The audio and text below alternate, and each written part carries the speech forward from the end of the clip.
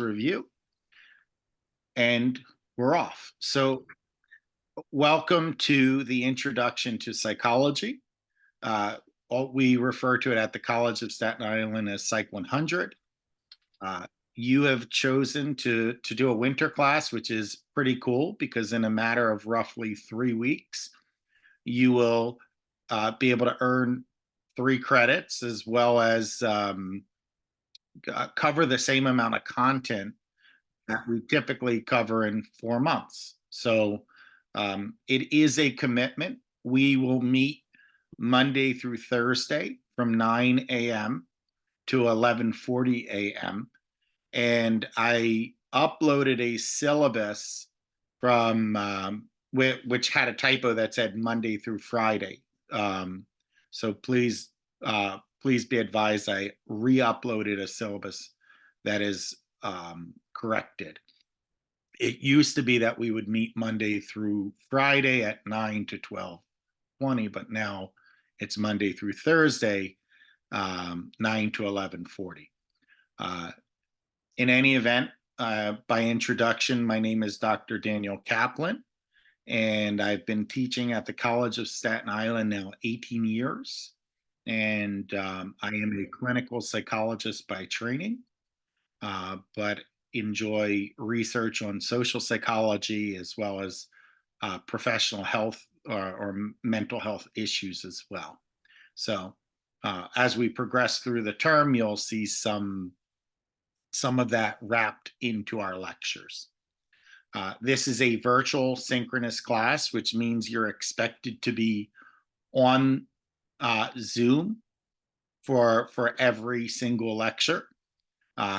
You are also expected to be here for attendance. As I mentioned, I take it twice. I see there are 32 people in the classroom, which means that you did not struggle to get on the Zoom link, which is wonderful. Sometimes people have to download a newer version of Zoom, but it seems like you guys were okay.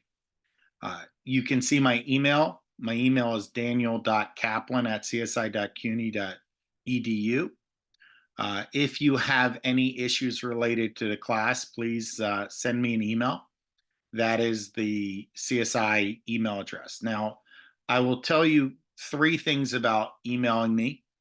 Sometimes I don't get the emails if you send it through Blackboard. For whatever reason, there's a typo in Blackboard that they haven't been able to fix in years. So if you send an email through Blackboard, I don't get it. So instead of sending an email through Blackboard, please send it directly through my CSI account. The second thing I will tell you is that you'll notice my last name is spelled Kaplin. Another reason why I sometimes don't get emails is people spell Kaplan the way it traditionally is spelled, similar to Kaplan test banks and study guides in preparation for some kind of exam. But my name is with an I, not an A. I'm of no relation to Kaplan testing, although I wish they would adopt me sometimes. But so just be mindful of the spelling of my last name. I like to say a third thing. If you don't get an email within 48 a response within 48 hours, it's possible I didn't receive it. So please consider sending it again, or you can also send it to my AOL address, which is DANKAPLIN@AOL.com. So it's just DanKaplan@AOL.com. One more other thing. Students have what's called cix.cuny.edu. There is no CIX in faculty emails. So if you put the CIX in front of the CSI, I probably am not going to get your email as well. So those are the pro tips, as I will say them, as it relates to sending an email. There are no traditional office hours during a winter or summer semester, But if you need to speak to me, I'm usually logged in at least 10-15 minutes early, and then I don't rush out after class. So you don't need to worry about office hours. You could just say, hey, can I speak to you before class? Hey, can I speak to you after class? And I'd be happy to do so. So, but if you want a formal, like, meeting that is separate from before, after the class, we can schedule something, but that's upon request. Okay. Now you have the Zoom link, you have the login and password. If for whatever reason you struggle with the video, we even have the one tap mobile, which is just pressing the link and it'll dial it on your phone. So there are many different ways you can get into the classroom. Uh, what is expected of you is I expect you to participate. I know that some of you have had online classes before, and in your online classes, you might have had your microphone on mute and your camera off. My expectation to improve the interactions in the classroom is that um, you have your cameras on. It'll increase our connectedness as a learning community. And you don't have to have your microphone off of mute the whole time. But if I call upon you, you have to have a microphone that you can respond to the questions, right? Because there are many times where I might just ask a question directly to a person because you may not know how to do the hand raise tool or whatever it might be. So I might just call upon you, but when you're called upon, I expect you to have a functional microphone to be able to respond. Otherwise, you won't be able to participate, right? And there's part of your grade is participation points. All right. Any questions about Zoom, the expectations of you in terms of participation and your camera being on? Uh, any questions about that before I move on?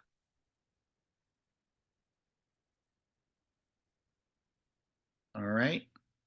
So let's continue then and just talk about what you're going to get out of this class, right? So Psych 100 is considered an introductory class, which means it's a survey class.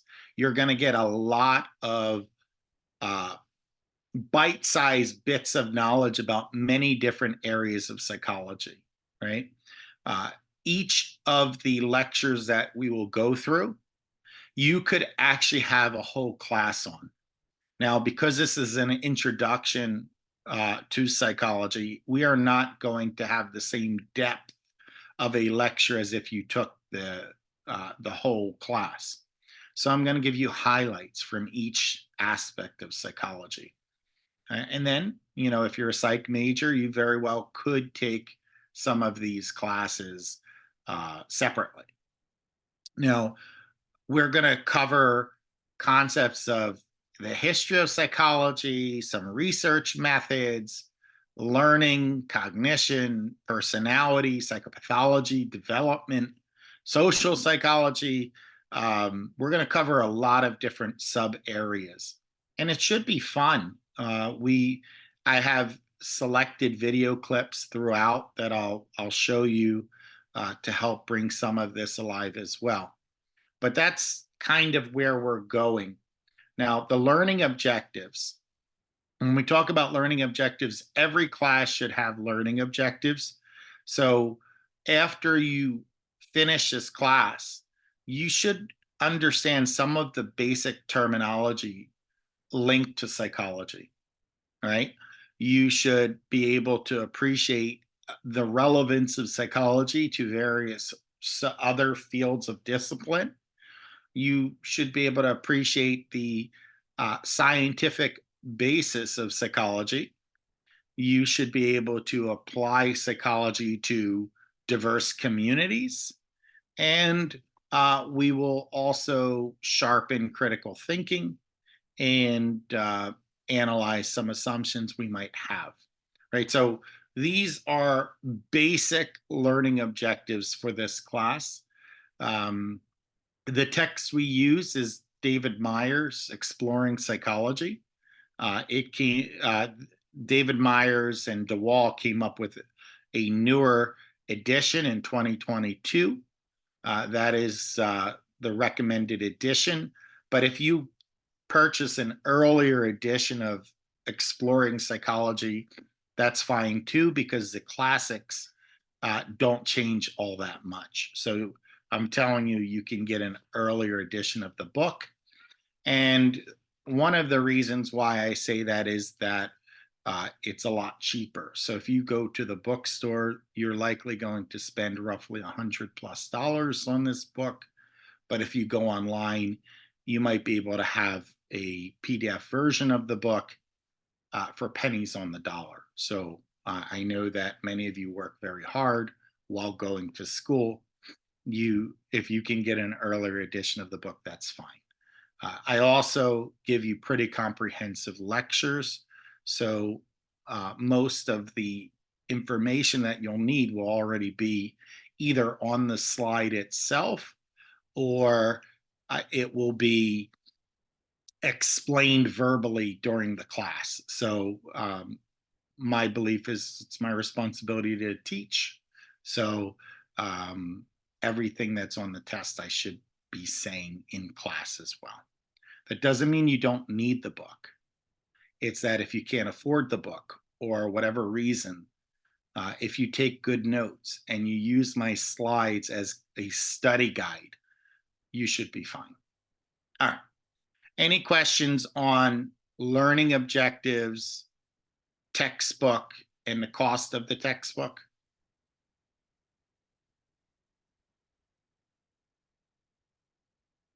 All right. So let's break the grades down into what is expected of you. First, you're going to have 4 exams throughout the term. The exams are not cumulative. I give you 4 online exams. You'll take them during the class period, actually. And we will have a lecture afterwards. So the test will not be the full class period, of course. But I dropped the lowest test score, right? So you have 4 exams, the top 3 count towards your final grade.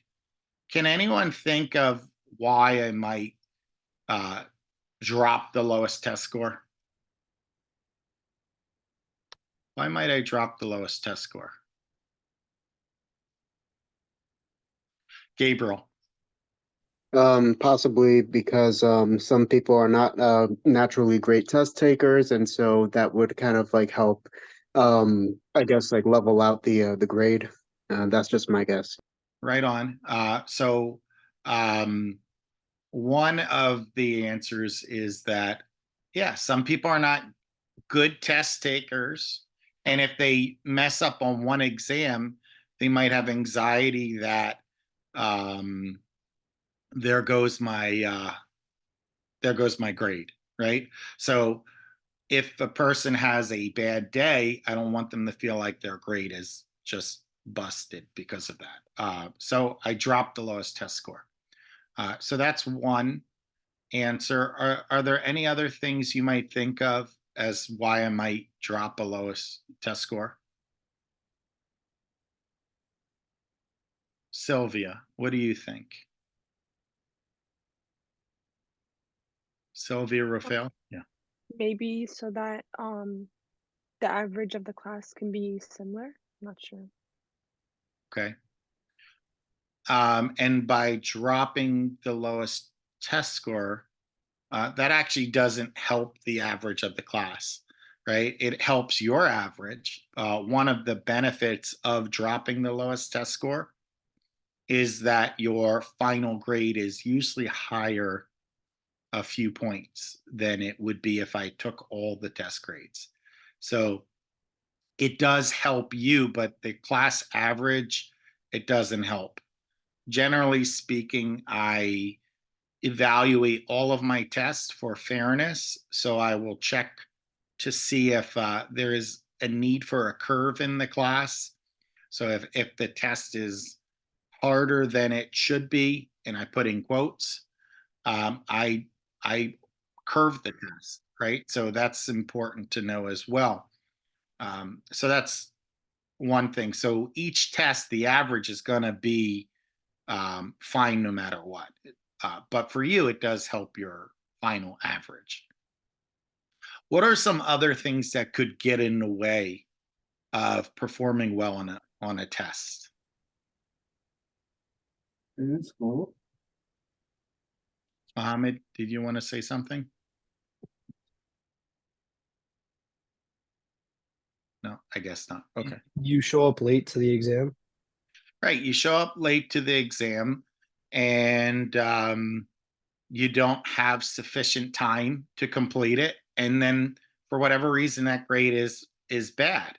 Right. So you don't want that to happen. So it's possible that a person might show up late. And because this is a virtual class, our tests are going to be on Blackboard, right? So the expectation is that you have solid internet access. What happens if your internet goes out, right? What happens if a person struggles for access? Obviously, I'll be here on Zoom throughout all the tests to troubleshoot things like that. But it's possible that a person might close out the test prematurely, and then all of a sudden their grade is poor on that exam. So I build in a buffer for human error. We're in the field of psychology. We try and study human nature, and the reality is that mistakes are part of human nature. So dropping the lowest score allows you to troubleshoot some of these mistakes. Now, if you have a problem with internet access on one exam, it won't affect you. But if you have it on two exams, then there's a serious problem, and there's nothing I can do about that. You signed up for an online synchronous class. The assumption is that you have the ability to participate in access properly. How about other things? Anyone have children in this class? Nobody? Okay. Well, sometimes when I teach, I have parents, and then especially in the winter, sometimes kids get sick. What happens if your child gets sick right before an exam? Well, your priority shifts from focusing on studying for my test to taking care of your kid, right? And that is appropriate. But the reality is when you take the exam, you may not be fully present. Or if you're taking care of younger siblings, or if you work simultaneously and you're called into work, there are 1,000 different things that could happen that could impact your ability to focus and do well on an individual test. But across the term, you should not have that problem through and through, right? So I see someone said they have two younger siblings and they take care of them, right? So for that individual, yeah, there is an additional pressure while doing the class. I knew that. So that's the test, right? So you'll have 4 exams. They're not cumulative. Even the final exam is just another exam. One cool thing about dropping the lowest test score is that if you do well on your first 3 exams, you have the right to skip the final, right? Because if the final is not weighted any differently than any other test, if you skip the final, it will be a 0, but that 0 will disappear because your other 3 exams will cover it. So if you're already earning an A without the final exam, you might have earned the right to skip it, which is nice. So not only does it help people who are struggling or have a test grade that they're not happy with, but it also helps people who are doing well. It's incentivize you work hard. Generally speaking, the tests are multiple choice. So sometimes I do a short essay or a matching, but generally speaking, my tests are multiple choice. So you should be able to just click the correct answer and keep it moving. Jenna. For Jenna, the test, yeah, how many questions are normally on it? it's a good question. It differs test to test. It depends on um, what we talk about in class. I don't recycle tests. So I make the test literally the day before the exam, because if you had a lecture, I know what I covered that semester. And the way I teach it, even though it's the same content, you as students will ask really good questions and it'll pull out different things. So each semester, I try and focus on the topics that were covered for that class. So I can't tell you exactly. I do try and keep them around 50, 60 questions the most so that we can have a proper lecture afterwards. Another related issue is if you want to know how long the tests usually are, I give 1 minute per question. And you might say, oh my God, it's only a minute. But believe it or not, the average amount of time it takes to answer a question is 20 seconds, right? So most of the time, you're going to fly through these exams with plenty of time to spare. So I give you a minute per question. So if it's 60 questions on an exam, the exam will be an hour long. Now, I'm going to skip out of order, but if you have accommodations for time and a half or whatever, I would need documentation from our Center for Student Accessibility. They would send me a note as to what accommodations you are entitled to, and I'll work accordingly. So that's basically the number of items and how it works. Any other questions on the exam? Thank you. You're welcome. Any other questions on exams? All right. So I'm trying something else out this semester. One of the things I like to do is refine my teaching every time I do it. Now I've been here 18 years as of January. So I've taught this class without exaggeration, probably 30 plus times. But that doesn't mean there isn't room for improvement. So I'm trying a short paper assignment this term out for you. And what I'm going to do is I'm going to give you a key person in the history of psychology, and you're going to write a 5 to 7 page biography. The paper is worth 15% of your grade, and you have to use 5 sources as references. Now, if you're psych majors, you're going to see that you're going to need to learn what's called APA format. For this class, because we usually teach that in 201, you can write this paper in any format you're comfortable with. If you know APA style, that's great. If you're more comfortable with MLA style, that's fine too. If you're comfortable with Chicago style, that's fine. There are many different ways to style and form to write a paper. I will not take any points off for style and form because I don't expect you to have learned APA format yet. That's very important. But you need at least 5 sources as your references.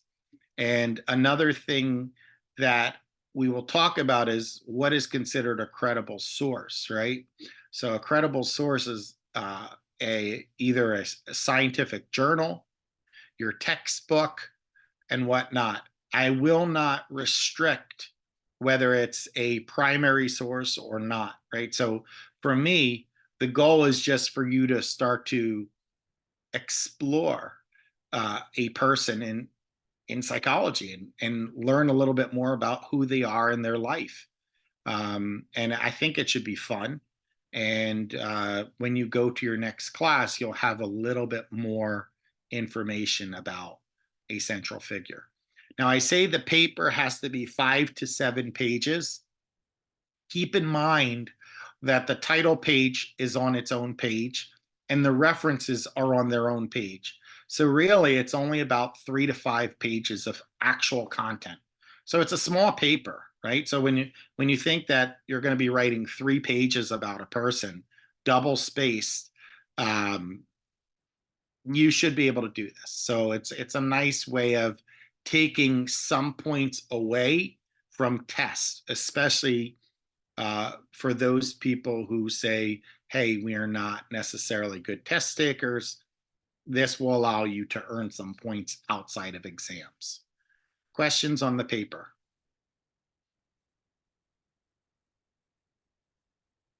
All right. So what I will do, one more thing about the paper on my end, is I will send you, or I will put an announcement up on Blackboard, each person and the figure in psychology that I want you to write about. Now, what's nice about this is you're going to learn about some of these, shouldn't say some, you're going to learn about all of these people throughout the semester. So it's not like you're not going to hear their names by the time the paper is due. So that's that in terms of the short paper. I will put that up on Blackboard by the end of today, actually. That's my goal. And then there's attendance and participation. Now, we lump attendance and participation together based on a basic logic. You cannot participate if you're absent, right? If you're here, you can participate. If you're late, you can't fully participate. So the way I score participation is as follows. Now, there are a total of 13 class periods, which means that each class period is worth 0.77% of your grade. If you're here for the whole class, you will get full credit. If you're late or leave early from the class, you will get half credit. If you're absent, you will get no credit, right? Because how do we score participation if you're not here? So the expectation is you're here for the whole class and you're here every class, right? There's a lot we're covering in a short period of time. You miss a class and you miss a lot of content. So now I will say that according to the academic policies for CUNY and CSI in particular, the threshold for a WU is if a person misses more than 15% of class hours, right? So if you miss more than 2 class periods in principle, I'm supposed to give you a WU. Now, the reality is I don't do that. I think that sometimes people have legitimate reasons why they have to be absent, right? And if you read the language in the catalog, they give me that leeway. So it says a student who is absent in excess of 15% of class hours will be assigned a letter grade of a WU subject to the discretion of the professor. Now, notice that they give me some discretion, right? And I use that very, very broadly. And typically, if a person is missing class, they usually have a good reason. Now, they're already being penalized to some degree because of the attendance and participation grade. So it seems heavy-handed to give a WU. So when would a person get a WU, right? So there is a time that I do give a WU. So if they just stop showing up altogether for the semester and can't reach them, and the end of the semester comes and they didn't drop the class properly, then I will give a WU, right? But if a person missed a class or missed 2 classes, or has reasons for being late or whatever, you're already being affected on a small level based on attendance. So don't worry about that if that's okay. Now, another thing that I say is that just because you're absent doesn't mean you're not responsible for the content. So I strongly recommend that you either get notes from a classmate, or I also am recording the lectures because it's an online synchronous class. I have the ability to record it and give you an additional resource. So if not notes from a classmate, you still could watch the videos. Now, that is not in replacement of being here. This is an additional resource that I'm being kind to give you. I don't have to record the classes technically, but I'm giving it to you anyway, just in case. So just because I'm recording it doesn't mean you take the day off. All right. Any questions on attendance? Any questions on the paper? All right. So there is an additional requirement for Psych 100 as well, which is the research credit requirement. All students enrolled in Psych 100 are meant to have some experience with research or the research process. Now, this can come in many different ways. It could come in the form of signing up for a research study. It could come in the form of reading a classic study in psychology and answering questions about that study. It can come in taking a series of online ethics courses. But our psychology department manages the research credit using what's called SONA systems. So whatever research is up that you can sign up for will be on that. And then all you need to do is click or create a login for SONA systems, click and schedule throughout the term. Now, this is not a personal requirement. This is a psychology department requirement. So I didn't make this expectation up for you. Now, I will reach out to Vicki Baker or Victoria Baker. She manages SONA systems for our department to make sure that this is up and running. If the department doesn't have it up and running, I will waive this requirement because it's the department's responsibility to make sure that you have access, right? Right? Because we're supposed to give an incomplete if you don't do the 3 research credits. But if it's on us as a department, then I'm going to waive it and not give an incomplete, right? Again, it doesn't seem fair to you that if there are no studies up or nothing you can sign up for, that you get an incomplete. I will reach out to Vicki today and see what's going on. If you have any questions about SONA systems as well, you can email Vicki Baker as well, or you could go to the psych department office, which is in 4S 108, if you're close to campus or you're going on campus, and just touch base with her and say, hey, here's a requirement for my Psych 100 class. Can you guide me as to how to complete it? Again, I don't manage this, so all I do is follow what they tell me.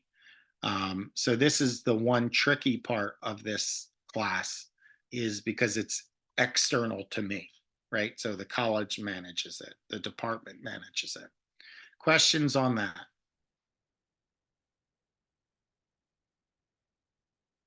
All right. So another thing I could do is, if for whatever reason the psychology department doesn't have sufficient studies, I could also just, develop 3 quick articles for you to complete this requirement myself. So it depends on what's happening outside of the class, but if for whatever reason Sona Systems is down or whatever, I have another way of doing it with you. So that's the Sona Systems requirement. So I have now covered everything. So keeping score, your top 3 exams will be worth 75% of your grade. Your paper will be worth 15% of your grade. Attendance and participation will be worth 10% of your grade. And we have this additional Sona Systems research credit requirement for Psych 100. Those are all of the expectations. It's not a heavy class when you think about it, right? You have a very short paper, some online tests, and we're going to be on our way. Now, I do put the academic calendar link on my syllabus because this is important for you to know. It's important to know when we're in session, when we're not in session, and whatnot. When's the last day to drop a class or whatnot. All of these will be found in our academic calendar. Now, in terms of cell phones, listen, other than if you're using your cell phone for Zoom purposes, that's fine. But outside of Zoom, I expect you to, put your phones away, and I can't really manage that from afar, but I'm asking you to kindly do so. And certainly, if you're on Zoom via the computer, silence your phone so that it doesn't ring in the background. Any questions on cell phone policy and whatnot before I go into course progression? All righty. So you'll see that everything is kind of broken down pretty straightforward. And notice I say test 1, test 2, test 3, test 4. Notice I don't even label test 4 as a final exam. I just label it as test 4 because it's no different than any other exam. But we do jump around, and I think it's important to also note that the chapters can vary depending on the edition of the book.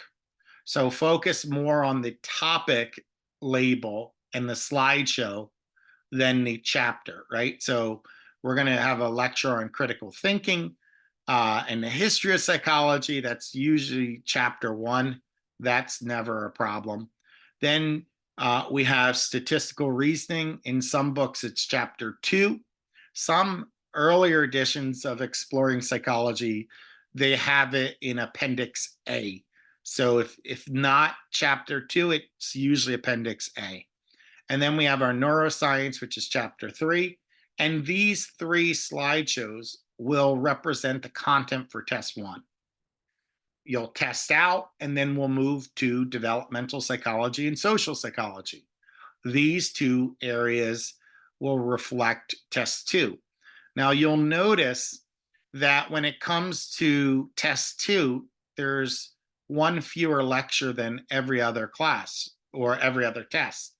The reason for that is my developmental psychology lecture happens to be larger than the other lectures. So I'm expecting it to take longer to get through. So that's kind of the planning. And then you'll test out on that, and then we'll move to learning, memory, and intelligence. Now, what's interesting is that learning, memory, and intelligence are all cognitive processes, right?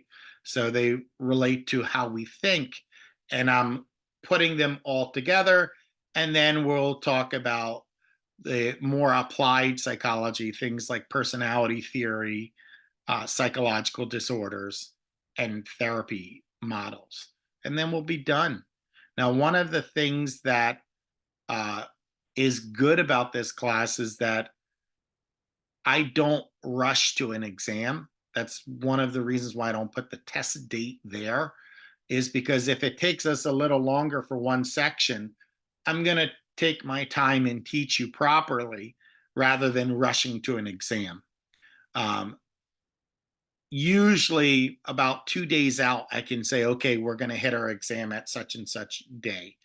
So that's the good news. You don't have to be nervous that it's going to be sprung upon you. But because we're covering a lot of content in a short period of time, I strongly recommend you read the chapters along with, the lectures, as well as, follow the slides and rewrite them in your own handwriting, because they're all digitized. So that will help you keep pace, and when an exam comes, not have any anxiety about the exam. But we're taking 4 months of content and squishing it into roughly 3 weeks. It's an impressive feat, but it requires you on your end to be fully engaged. Questions about the exams or the content for the exams?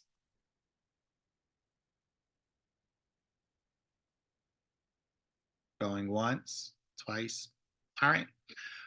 So then let's talk about academic dishonesty, right? So the other thing that I want to talk to you about is I can tell when you plagiarize. So academic dishonesty would come from you answer sharing or searching up answers during an exam, or copying a paper, or getting a chat GPT to write a paper for you. There are a lot of things you could do for academic dishonesty purposes. But if you do that, my general policy is to give you a 0 for that assignment. Now that may feel punitive for some, but believe it or not, that's the least punitive action, because in principle, the handbook could warrant giving you an F for the whole class. And instead of giving you an F for the whole class, I'm giving you a 0 on the assignment. So you're not failing the class. Another thing that the handbook says is to submit a form to academic affairs, which could result in suspension or expulsion from the college. I generally speaking don't do that either, because we're here to help you. We're not here to overly punish. Now, that doesn't mean you have a free pass to cheat. It just means that I'm being sensitive and not trying to fail people, right? Unless a person legitimately fails the class. Now, the cutoffs for the grades: an A is a 93, an A minus is a 90 to 92, 88 to 90 is a B plus. It really should say 83 to 87 is a B, 80 to 83 is a B minus, and then you have your C plus at a 76, 77. Then a C is a 70, 76. A D is 60, 69. Anything under a 60 average at the end is an F. Those are the cutoffs. Now, what happens if you get, let's say, a 92.5, right? Well, if you get a 92.5, technically you're in the middle of an A minus to an A, but I round up, right? So if you have a 92.5, I'm going to give you the A. You don't need to worry about, a half point below the cutoff. No, I round up. Now, more than that, I can't do. Any questions on the syllabus as a whole? All right. So let me leave you with some thoughts. I want you to participate in class. There is no such thing as a stupid question. So I want you to feel free to ask whatever questions you might have. Now, you might say, no, come on. I've heard some silly questions. but I don't view any question you ask as a silly question. In fact, when we talk about learning and thinking, you'll discover that some people need to talk things out in order to learn. So by asking the question, even if right as soon as they ask the question, you're like, gosh, I know the answer. Why did I ask the question? That doesn't matter because you're using another process to think things through. So there's no question that's a stupid question. And I know that sounds cliche, but from a cognitive perspective, from a learning theory perspective, that is actually the case. So ask whatever comes to mind. I also said, I gave you my email address. Please use it. Use it, use it, use it. If there's anything that is unclear or if there's something going on, fire me off an email. Just make sure it gets actually to me. Now, if you miss a class, right? So try and build a friend in the class if you don't already have one. You could look at the participants in the classroom and you'll see, do I know anyone? So see if you can get notes from them, or if there are any special announcement that didn't get posted online, you could get that from them. In addition to watching the video for the class you missed, maybe there were certain things that your peer thought was important that you can fill in the gaps of missing. Because if you're not here, you can't ask questions.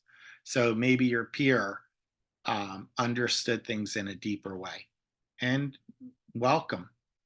Any other reaction to the syllabus? Questions, comments, shrieks of outrage? All right, so then I'm going to stop the share there, and I'm going to stop the recording so that it's self-contained. You'll notice throughout the term, I will stop the recording and then restart it at different points. And that's by design so that you have bite-sized lectures. So if you're going to the gym and you want to watch a part of the lecture, or you're going for a short drive and you want to play it on your phone and you want to have a part of the lecture, you don't have to watch all 3 hours together. I break it out into smaller pieces as well. So that's that. So let me stop the recording.